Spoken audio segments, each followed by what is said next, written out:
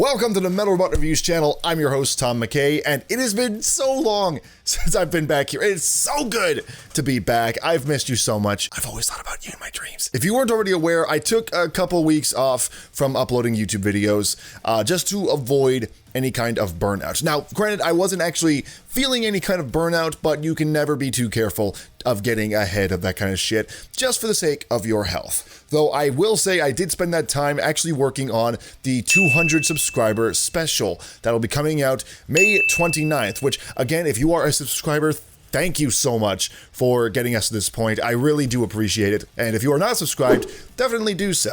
But that special should be coming out May 29th, so mark your calendars for that. With that said, since I am back, it is now time to get into the reviews. What do we got? The fuck is a Heron? And why does it smell like bath salts? Okay, so Heron, from what I can gather, they are a post-rock band. I think, I'm doubting that severely, from Vancouver. They've been around since 2014 and since then have signed with Sludge Lord Records and have played alongside bands like High on Fire, Conan, and many others.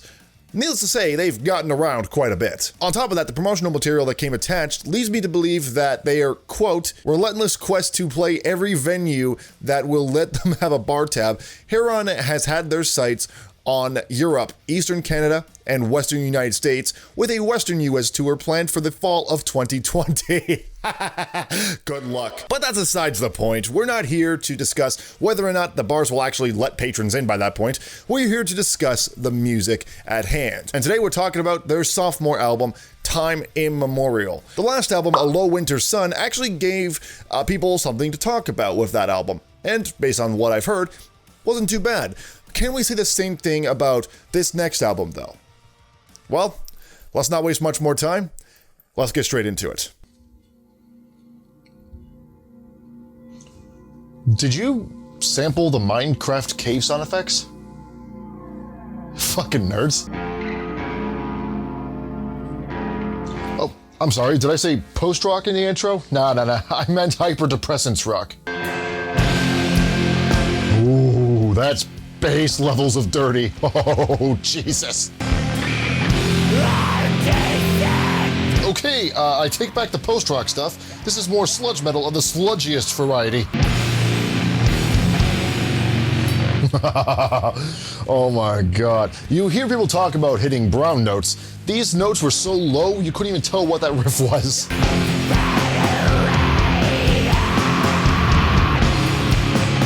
My process.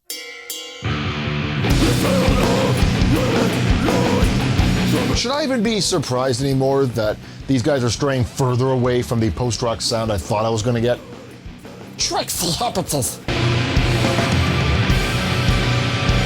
Is that supposed to be a solo in the background?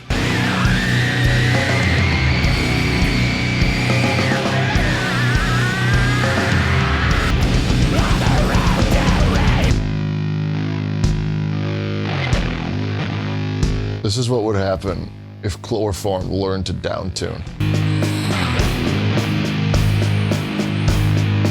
Oops, sorry about that. I forgot to take out that part where I passed out while listening to Ambien.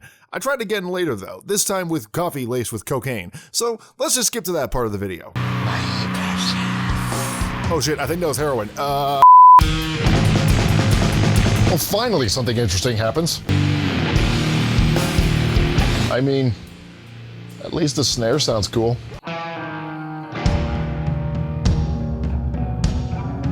The song is aptly titled.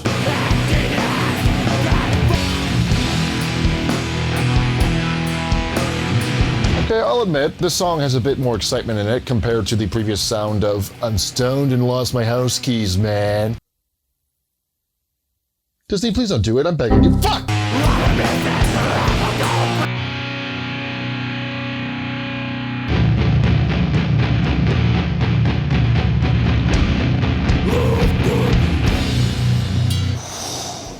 That's dirty. That's a pretty good clean tone. Yes! Yes, that's how you hit hard. That is how you hit hard. The effect didn't last long. I'm dead.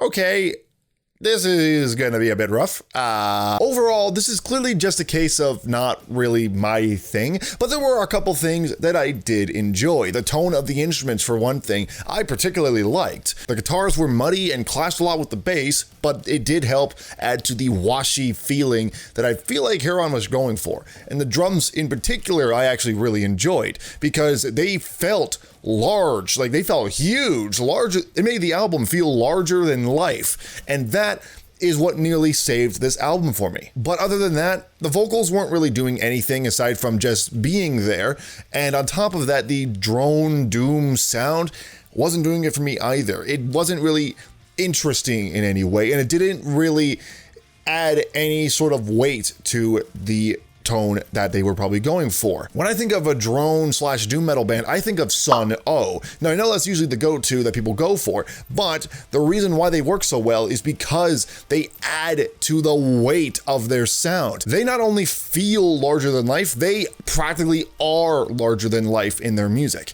And I didn't get that kind of effect here. Don't get me wrong, I'm not opposed to any kind of drone slash doom metal of any kind, but you have to remember I'm out of my element here. Most of the music that I listen to outside of this channel has their metronome set to a tempo faster than my Snail's a Marathon Runner, while also being slower than Cheetah on Cocaine.